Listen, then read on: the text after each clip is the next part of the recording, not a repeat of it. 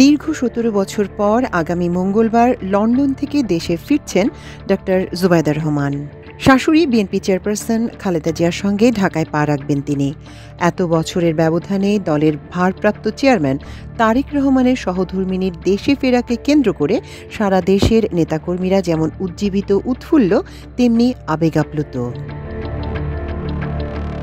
এরই মধ্যে ডাক্তার জুবাইদা রহমান দেশে ফেরার পর জীবনের নিরাপত্তা ঝুঁকি রয়েছে উল্লেখ করে তার জন্য ৪ স্তরের নিরাপত্তা চেয়ে পুলিশের মহাপরিদর্শককে চিঠি দিয়েছে বিএনপি। এবার খালেদা জিয়া তার ২ পুত্রবধূকে নিয়ে দেশে ফিরছেন। তার সঙ্গে আরাফাত রহমান কোকোর স্ত্রী শর্মিলা রহমানও ঢাকায় ফিরবেন, কিন্তু তার নিরাপত্তার ব্যাপারে আলাদা করে বিএনপির পক্ষ থেকে কিছু বলা হয়নি। এই বিষয়েও দলীয় সমর্থকদের ভাবাচ্ছে, অনেকটা আশা নিরাশার দোলায় দুলছেন তারা। ডক্টর জুবাইদা কি রাজনীতিতে সম্পৃক্ত হচ্ছেন? দোলাচলটা সেটা নিয়েই ভীষণ কৌতূহলী নেতাকর্মীরা। কি হতে চলেছে আগামী দিনগুলোতে? রাজনৈতিক বিশ্লেষকদের অনেকে মনে করেন দীর্ঘদিন পর ডক্টর জুবাইদার আগমনকে ঘিরে দেশের রাজনৈতিক অঙ্গনে একটা বিশেষ আগ্রহ আসবে।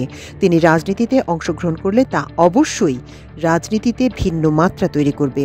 আর রাজনীতিতে সরাসরি অংশ না নিলেও দেশে তার উপস্থিতিটাই জাতীয়তাবাদী রাজনীতিতে নতুন মাত্রা যোগ করবে। জানা গেছে ডক্টর জুবাইদা রহমান ঢাকায় ১ থেকে ২ মাস অবস্থান করতে পারেন। এ সময় তিনি আপাতত দলীয় কর্মসূচিতে অংশ নেবেন না, মূলত মা ও শাশুড়ির সঙ্গে সময় কাটাবেন, তাদের যত্ন নেবেন।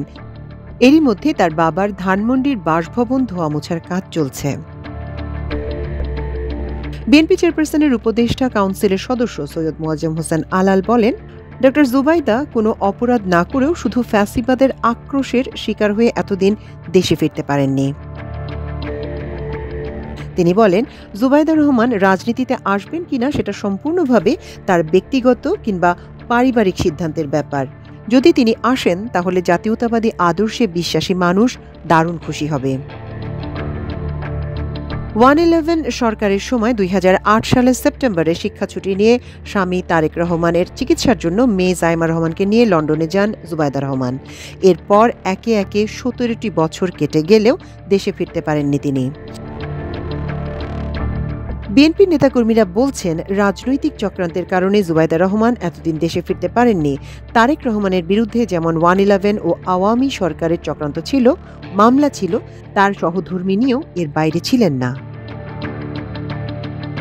দুদকের এক মামলায় ২০২৩ সালে জুবাইদা রহমানকে কারাদণ্ড ও অর্থদণ্ড দেন ঢাকার একটি আদালত। পরে গত বছরের ৫ আগস্ট ছাত্র জনতার অভ্যুত্থানে বাংলাদেশের রাজনৈতিক পট পরিবর্তনের পর জুবাইদা রহমানের বিরুদ্ধে বিচারিক আদালতের ওই সাজা স্থগিত হয়।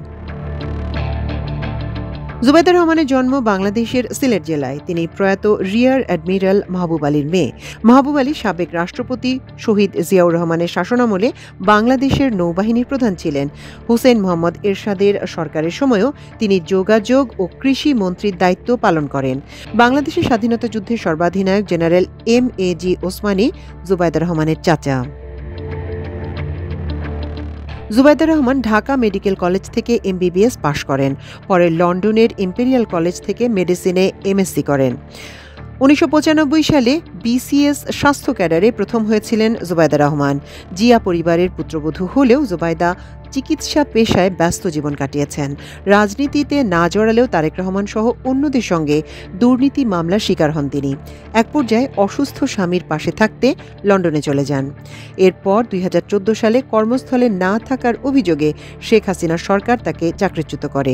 ২০০৮ সালে জ্ঞাত আইন বহির্ভূত সম্পদ অর্জনের অভিযোগে করা মামলায় ডক্টর জুবাইদা রহমানকে ৩ বছরের কারাদণ্ড এবং ৩৫ লাখ টাকা জরিমানা করা হয়েছিল।